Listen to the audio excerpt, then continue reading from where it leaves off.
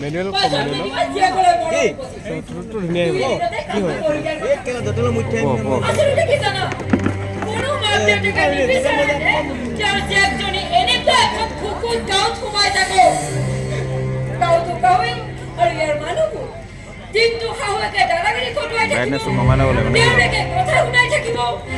আৰু যে গাঁৱৰ মানুহবোৰ ইটো মোক চকু ডাঙৰ কৰি চাব যেন মই এইখন কোনো ভয় নহয় চিৰিয়াখানাৰ জন্তুহে লাইটটো হেৰি কৰি মই এনেকুৱা এটা পৰিৱেশত নিজকে এডজাষ্ট কৰিব নোৱাৰো আৰু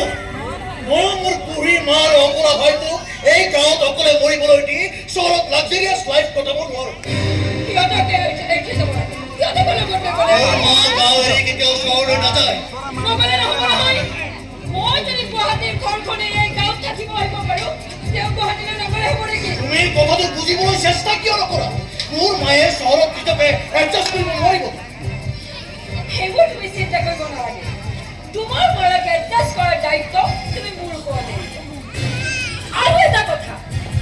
তুমি যে ইমান গাঁও কৰি থাকা এই গাঁৱত তোমাৰ নিজৰ বুলিবলৈ কি আছে